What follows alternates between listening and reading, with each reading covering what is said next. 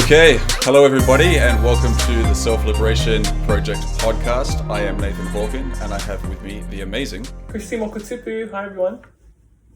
Hey everyone, thanks for joining. So, Christy, how you been? What's been happening over the last week? What's been happening? Just trying to get a lot of my content going, but back playing beach volleyball, which was different because I haven't been doing much of that lately. And then just some big events going on. So yeah, it's busy, but good, manageable. Yeah, I thought, yeah, it looked pretty much the same. But I thought I saw something on, was it Instagram? I saw you playing beach volleyball there. I was like, I don't think I've ever seen you in action before, except for your like Olympian stuff that was all over the like the news and things like that. So that was cool to see. But yeah, pretty much the same. I've been recording a lot more content in general. I'd say I've done more content in the last 2 weeks than I have in the last 3 months. 4 months, maybe even 6 months. So it's been really nice to get back into it, especially doing videos as well. I'm a little bit rusty, but it's been really good getting back into it because I love recording videos. It's great fun. Well, I'm exactly the same, and so I've got so much content. I'm trying to get into a book and get online into content. It's just doing the hours and that it takes to deliver the content how you want it to be received to the public online, and it's just time consuming. But I'm exactly the same. Yeah. There's so much there you just want to give and pour out. But it's definitely a patience game. Yeah, it is. I found one of the best things you could do is when you're like walking around, you say it out loud instead of having to sit down at a laptop and type it all out. Just hit like audio record on your phone or something and just kind of talk and walk around and get out of your head. And at least that way you've got it there. You can have it transcribed and then you can pick it apart and put it in a better way of flow, if you know what I mean. But I found that usually works for me. Like when I'm up and moving and walking, it's much better than when I'm trying to sit there at a laptop because I don't have the energy going, which I normally would. Yeah, that's true. Yeah, I did that a while ago, but what I do is I write notes, and I put it for later when I have time, I'll come back to it. But you're right, actually walking and recording the voice would be much easier. Yeah, well, that helps me. I don't know. Everyone's different, right? People just like getting in the zone sometimes, just being in a laptop. But yeah. What's that? It's good to share ideas. That's the whole point of this as well, isn't it? Just everyone sharing different opinions and ideas of how they do things. Yeah, absolutely. So if anyone's listening, if anyone's got a good idea to Christy to help her get a book out with ideas, leave it in the comments below. So yeah, today we're getting into we're continuing the theme of uncertainty, which we touched on last week, and that's the overall theme for this particular season of the Self-Liberation podcast.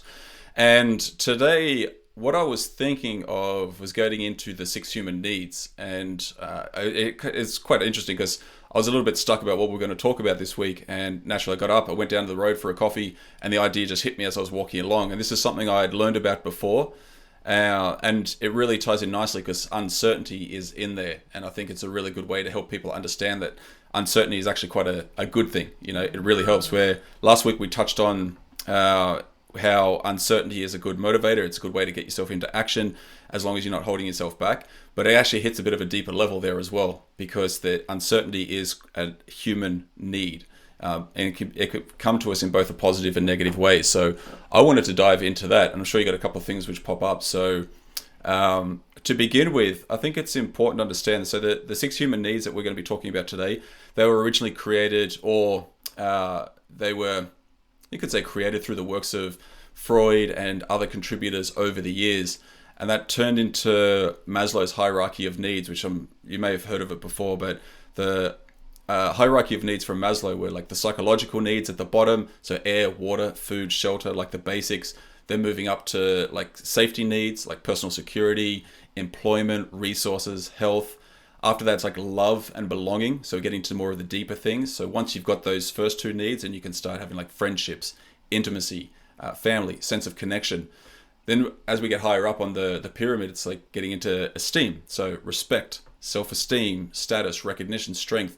And then at the very top, it's that self-actualization, which I think is more of like the spiritual side of things. So desire to become the most that one can be.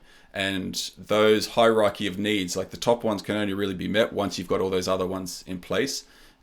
Because if you're missing on those core needs of like, if you don't have food, air, water, shelter, it's difficult to get the security and safety. It's difficult to get the love and belonging because you're operating at more of a primal level. Have you heard of these before? Yeah, definitely self-actualization. And I believe as a Christian now, I've reached that level. I mean, like looking at all those things below, it all makes sense now. It's come full. It just, I look at this, what we're talking about today, through a Christian perspective. So a lot of how I'm going to talk today is through a Christian perspective, because that's where I found peace with everything that we're talking about. Definitely. Yeah. Yeah, one thing I've found very interesting is not just specifically with this, but with a lot of the work, a lot of the information that we come across as we go through, like spirituality, growth, personal development, those type of things. This is not new information. Like, it's been there, and it's been there across multiple texts in different things. So take the Bible, take other religions, take other texts. There's the core elements are all there, and it's just through the discovery of it by various people throughout the world, and then the adaptation of the information, you realize it's like, oh, okay, this has affected me every day. This actually makes sense. Which, because this is where, like, Maslow came up with a hierarchy of needs, and what we're going to talk about today was Tony Robbins' adaptation of it, where he talks about the 6 human needs, and that's what we're going to get into more today. And I find that very fascinating, because I thought the 6 human needs were like, oh yeah, this is just a thing that's been around for a while, and it has in one form, but I didn't realize Tony Robbins was one of the guys who kind of put it in the way that we're going to be talking about it, which is very interesting. I like Tony Robbins. I haven't watched much of his stuff recently, but yeah, he's like the powerhouse of personal development, has been for many, many years.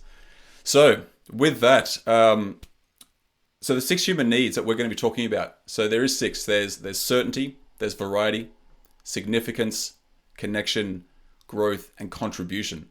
And so what I wanted to do, I thought it'd be a good idea if we just talk about them individually. And I also came up with a couple of examples of how those human needs can be met in a person, both positively and negatively. Because this is not just about them being met positively.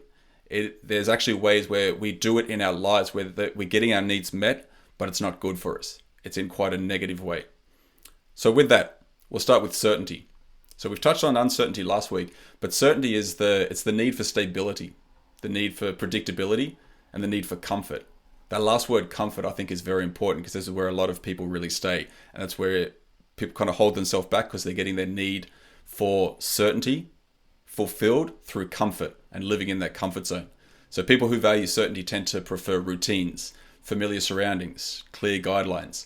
And while certainty can provide a sense of safety and security, an excess need for it can lead to like stagnation and a fear of change, which we kind of touched on before.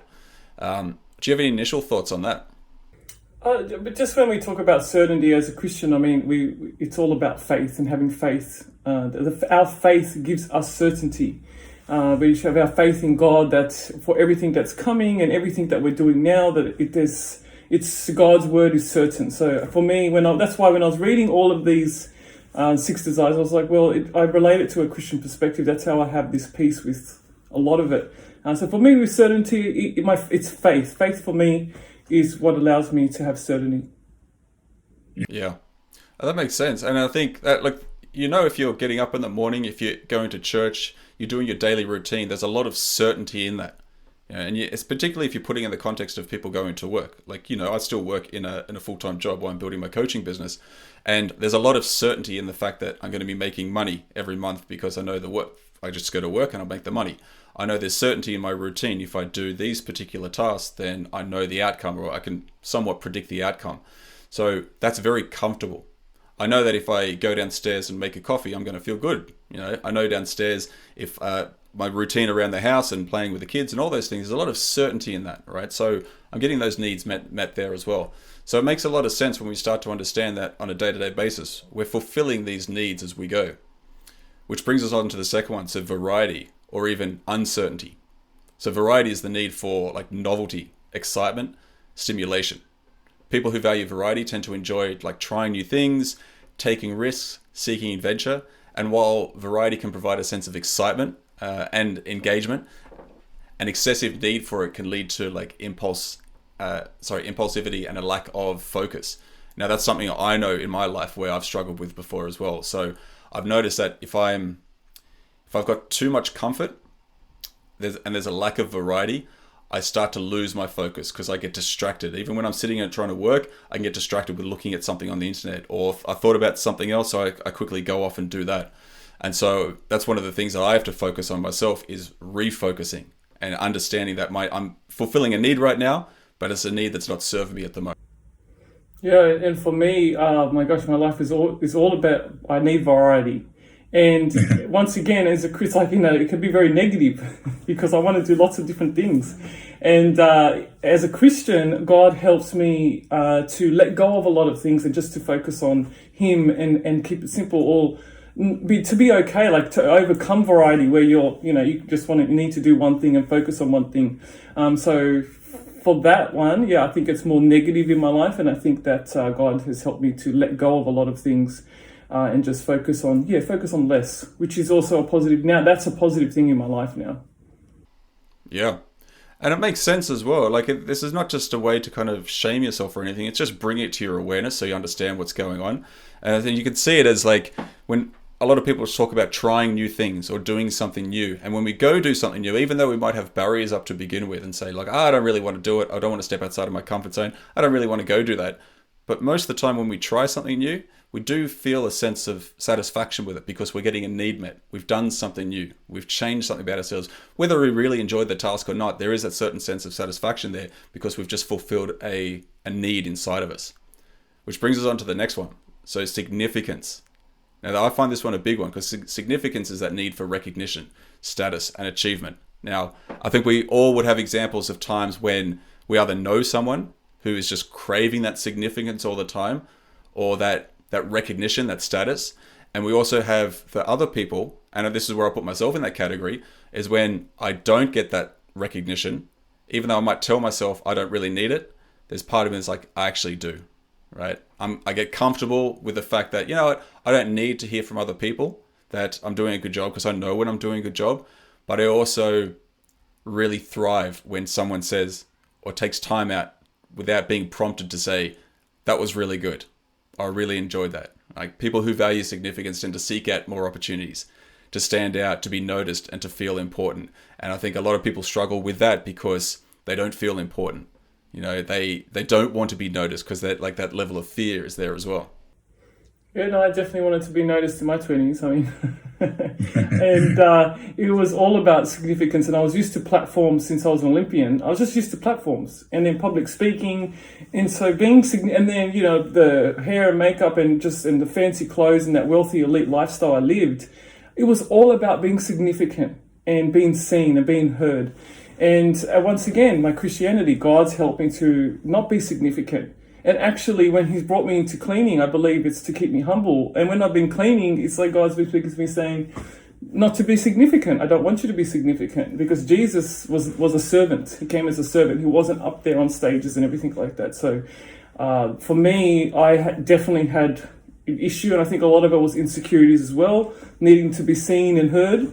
And then as I became a Christian, God unwired all of that and helped me to be insignificant. And that's a beautiful thing as well, to be behind the scenes and to not need stages and accolades, which is why I've also deleted social media many times as I've started to build big followings. God's like, no, we're not about that. We don't need that. Come back down again. And so, I think it was probably as well negative in my life, and now it's become a positive in my life. Yeah, Joe, that's really interesting, because I see that all the time, like with TikTok and all those other social media platforms, and the people who are out there like specifically looking for attention. I see it with a lot of girls who really try too hard, putting too much makeup on, and really just want to like put this image out there of someone who they're not, or it's like a false image. And not just women, men as well. So like people just really just trying to build themselves up in front of people. But I hadn't really thought of that angle before as well, with yourself being in the public limelight from a sporting aspect. You know, I don't come from a sporting background, as you know, but I've seen that like trying to be the best and be the ultimate to the point we're becoming an Olympian.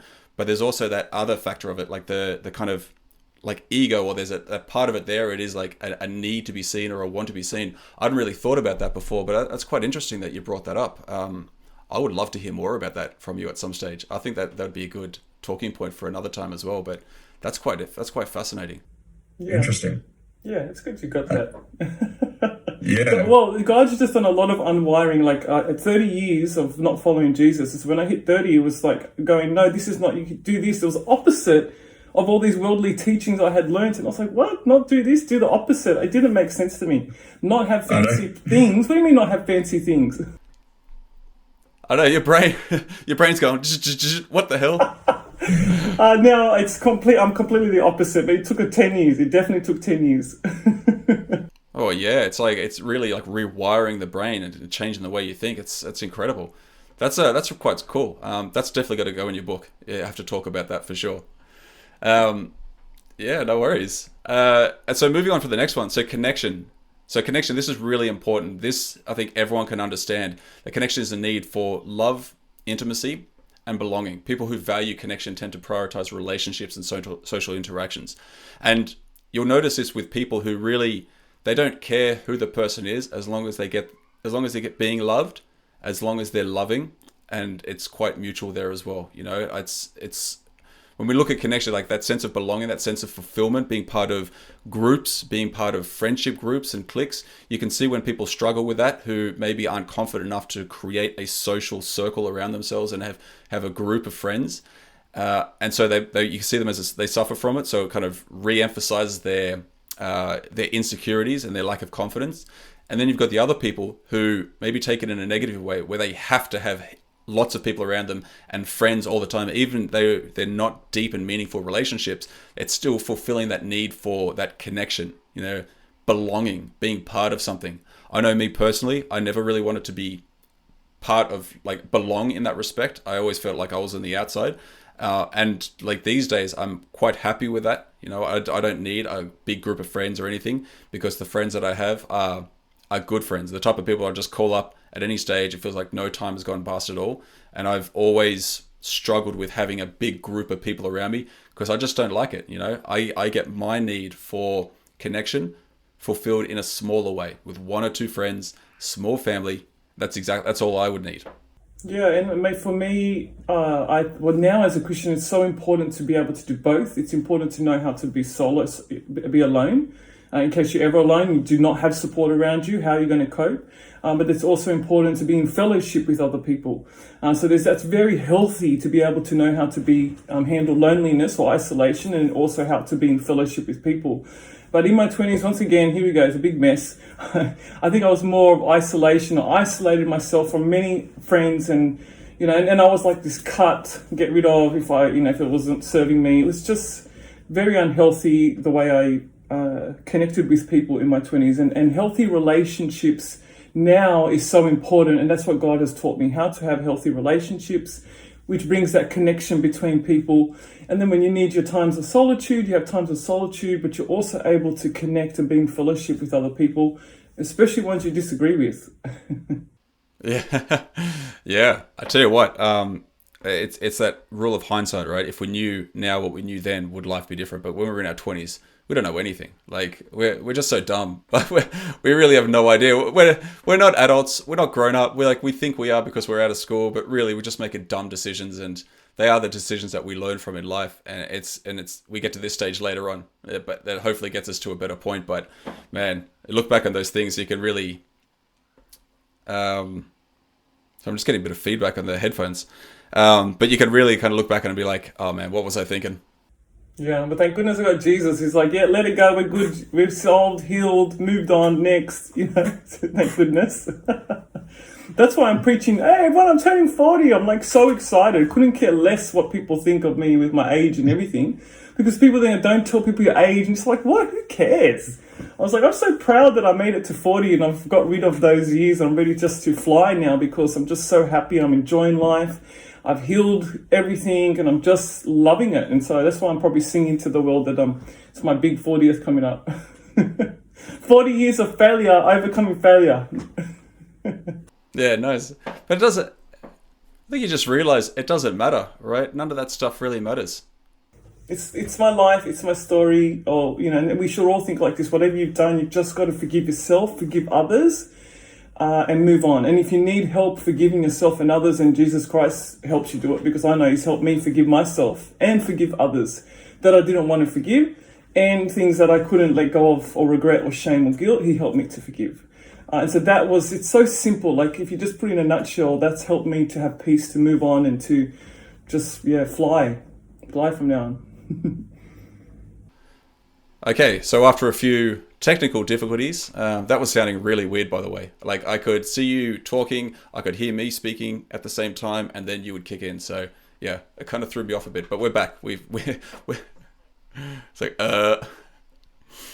All right, well, we've reconnected. We'll pick up where we were. So we were talking about connection. So that moves us on to growth, which, as you can relate with, very important. Certainly something you've gone through a lot in your life. I know I've gone through a lot in my life, particularly more these days as well. But growth is the fundamental human need that involves the pursuit of knowledge and the skills throughout our lives. So this is the lifelong learnings. Like by engaging with continuous learning, ever improving, we're always fulfilling that need for growth. And this is why I noticed in my life, and you've probably noticed in yours as well, so I'm just hallucinating, so correct me if I'm wrong, but when you've learned something new, when you're doing something new, when you feel like you've raised your awareness, then you feel connected, right? You feel like you're fulfilling that need. You're feeling like, oh man, I think my audio just cut out. Hang on one sec.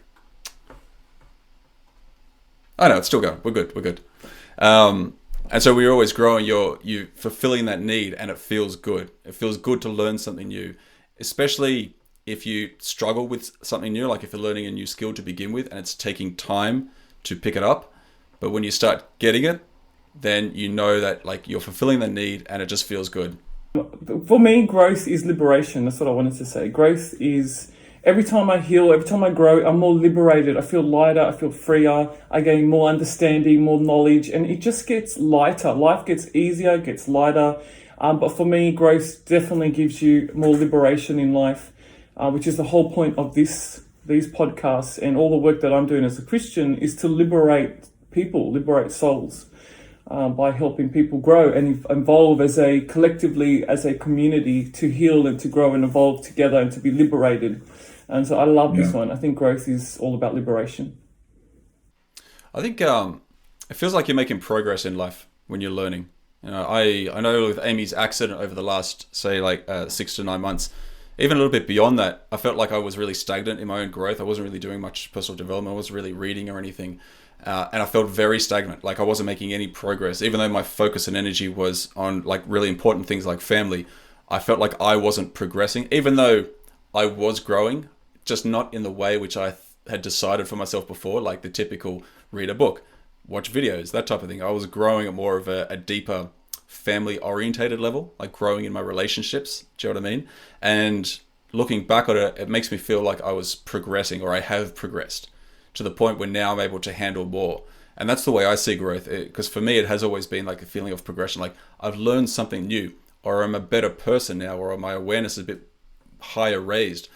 So I'm actually moving forward in my life. Whereas before it'd be very stagnant if I wasn't doing anything. Yeah, that's a good one. I wanted to talk about that because that's adversity that you and your wife faced.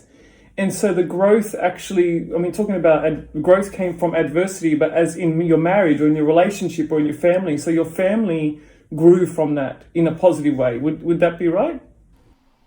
Yeah, absolutely. So even though it was difficult at the time, there was definitely a lot of growth at a relationship level for all of us. All right, awesome.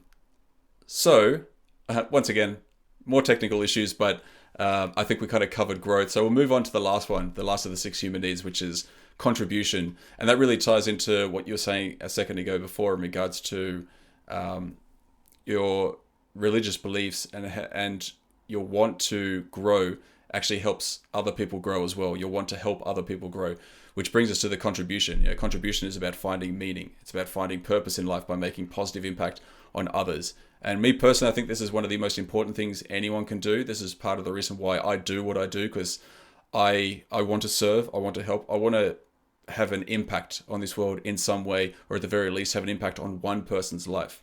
And I think that's it's so important because we get so focused on things which just aren't important. There's so much distraction and chaos in this world. And we touched on it before in regards to people wanting to be the fake selves and put themselves on like this fake pedestal and have their ego take over. That's just so unimportant, in my opinion, when there's other things which could really help the world in way better ways than a lot of the things that we're doing today.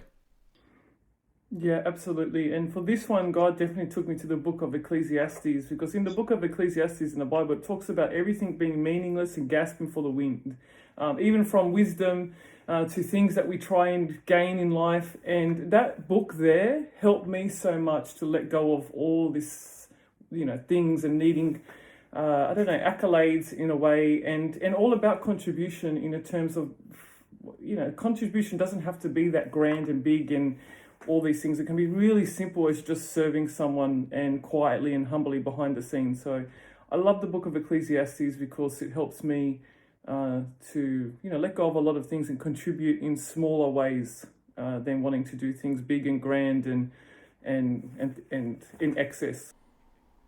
Yeah. And I think what you touched on a second ago, it's like it's not about the recognition or anything like that. It's about contributing because it's a need, but it's for the sake of contribution. It's not doing it to get anything back, getting rewards back, or the recognition. It's all about doing it because it needs to be done. That's why we're all here. And if we don't do it, imagine the state of the world. Imagine the state of the world beyond what it is now. But it could be in a much worse place if people really didn't step up for other people, if they didn't contribute to other people, if they didn't have that desire or that basic human need to do that for other people. And I'd say with that, I wanted to share an example, put together an example of to help people recognize when they're getting their 6 human needs met in both a positive and a negative way, or it could be. Unless you had any other further comments to talk about in regards to contribution. If you think of a person, I named her like Sophia. So she's a 30-year-old woman, works as a freelance graphic designer, single, lives alone. Primary needs are like growth and connection. But she also values certainty, variety, significance, and contribution. So if you look at certainty, here's an example of how Sophia could get her needs met in a positive way and a negative way.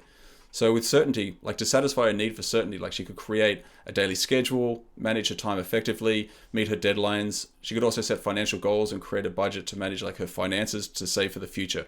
Very certain actions for a certain future, right? Knowing what she's doing.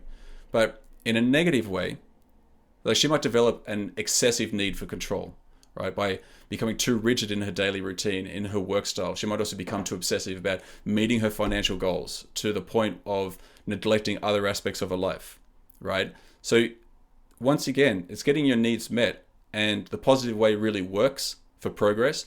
The negative way really, it doesn't work because it can really neglect other parts of the life. Particularly, you've heard that before, like workaholics who burn out, their health suffers, and they end up dying a shorter life, right? Because they neglected themselves along the way. Variety. So to satisfy her need for variety, Sophia can explore like new art techniques, experiments with new designs and styles. You can also travel to new places, attend art events, gain inspiration for her work, things like that. But in a negative way, she could seek out like unhealthy or very risky experiences to satisfy that need for variety, such as maybe experimenting with drugs, engaging in dangerous activities, things like that. So it's important to understand that those times, particularly people out there who maybe drink too much or have too much alcohol on the weekend, who are taking drugs and doing things like that, it's fulfilling a need for variety. Every experience is going to be different, but it's fulfilling the need in a very negative way, which, as we all know, where that can actually potentially lead to. And significance, maybe she satisfies her need for significance. Sophia can take pride in her work. She can ensure that her designs are of high quality, showcases her portfolio to potential clients, and really demonstrate expertise. So that's very positive, very moving forward type of tasks and activities. But in a negative way, she might become overly competitive, prioritize her own success over the needs of others. She might also like belittle and undermine other people.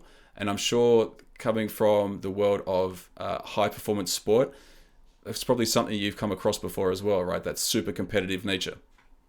That's the name of the game. It's all about high performance. That is the business we're in. And so in connection, right? So to fulfill a need for connection, Sophia could like she stay in touch with her family and friends through phone calls, social media, really connected with people. Also be attending networking events, things like that. But that's very positive. In a negative way, she might become too clingy, too dependent on others to satisfy a need for connection. We've heard of that before with a lot of relationships. Someone becoming too clingy, not letting go, or unable to let go, which creates very unhealthy and very toxic environments. But at the same time, fulfilling a need with growth. So to satisfy a need for growth, you can attend workshops, conferences, watch videos, check new things out, just start doing challenging projects and things like that. But on a negative side, she might become resistant to change and avoid like challenging and staying in her comfort zone. She might also become overly ambitious and sacrifice her own well-being, like we spoke before as well, in the pursuit of her goals. And then finally, contribution. So to satisfy a need for contribution, like she can volunteer her design skills, volunteer at non-for-profits. She can put her earnings to charity and things like that. So really contributing, but in a negative side. And you could imagine, like, what's a negative side of contributing? Well, she might engage for personal gain, for the recognition, for being like, having that recognition of being a person who always donates, to put herself up on a pedestal, things like that.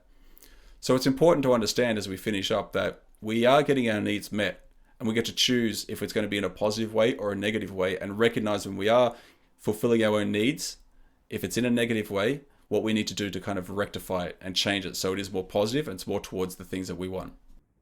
It's wonderful to be self-aware, to know if you're in a negative or positive space of something, right? And so listening to you and run over all of the needs, it's wonderful to know, just to gain situational awareness of our personal situation, where we're at, but knowing that you can turn a negative into a positive always. Yeah. And so I think as a final thought on that, is if anyone who's listening is, look at what you're doing on a day-to-day basis. If there's anything that's causing negativity in your life, or there's things that you're doing which you don't like, ask yourself, is this fulfilling a need? Because it probably is.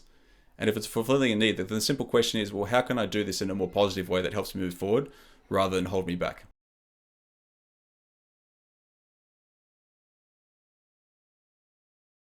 Yeah.